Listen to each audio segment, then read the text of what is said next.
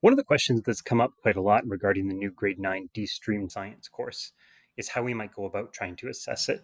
There's been lots of interest in outcome-based assessment, especially after the success that we'd had with the grade 9 Math D-Stream course using outcome-based assessment.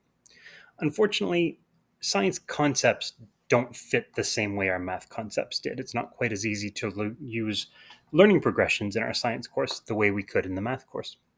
However, we still like the idea of trying to break up our course into outcomes.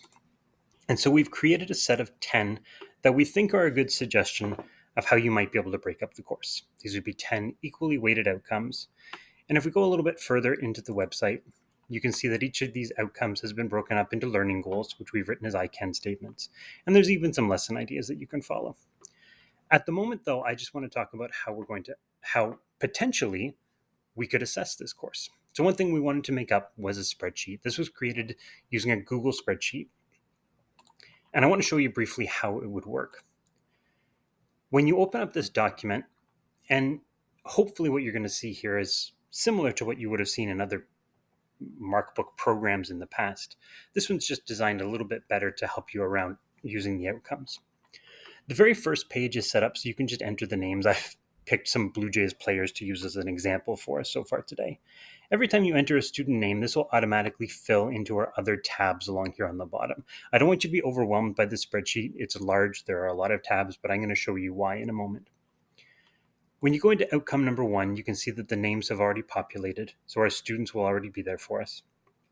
And along the top, we can enter the names and the weights of our assessment just like we normally would.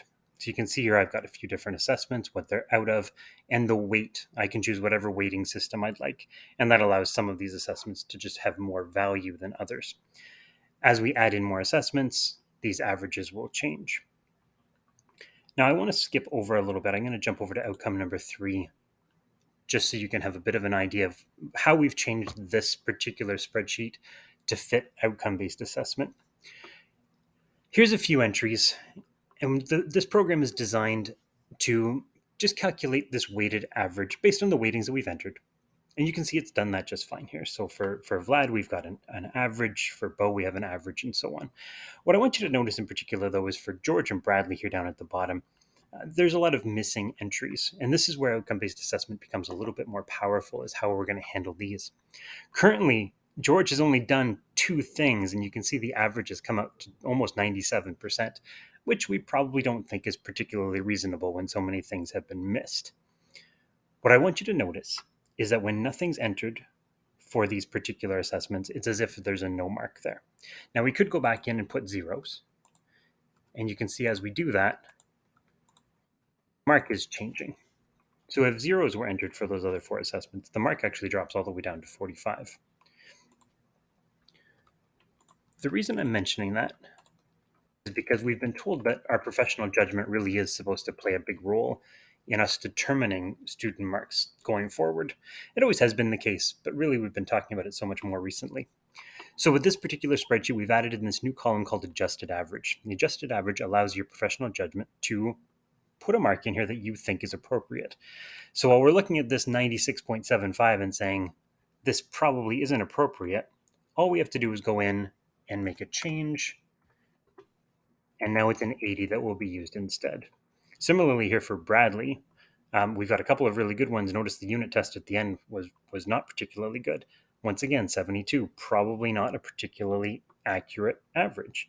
So we can make a change, put in a different mark here, maybe a 60 instead.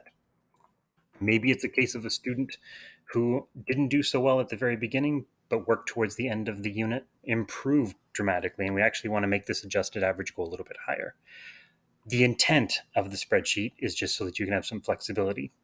The other thing you might want to make use of is our outcome rubrics. If you're not sure about where you think a student should fit, these are the list of I can statements. You can use that as a guide for where you think a particular student would have fallen, and that can help you to give a percentage based on each particular outcome. Now, the advantage that this spreadsheet provides is that each particular outcome tab will allow you to keep track of grades in that outcome. As you can see, there's 10 of them here. Every time you change the title, that is going to be adjusted in our student progress page, because one of the things we really wanted to make sure we had was the ability to give students an updated mark. We want to be able to give them a progress report when we need it. So as I mentioned, there's a lot of tabs over here.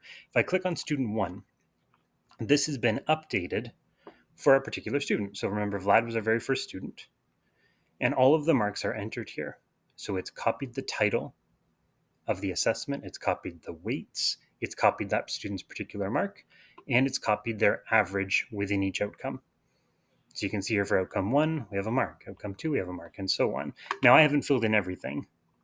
So down here at the bottom, it's going to calculate the overall mark. And that is being pulled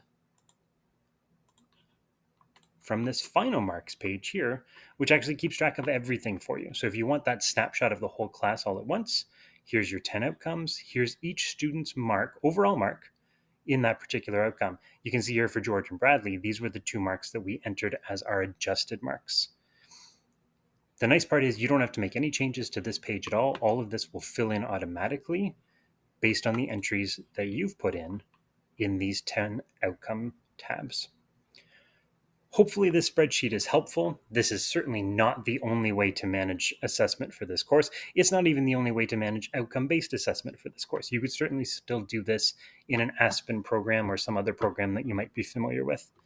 But if you're looking for something that might be helpful, hopefully this spreadsheet gives you that option.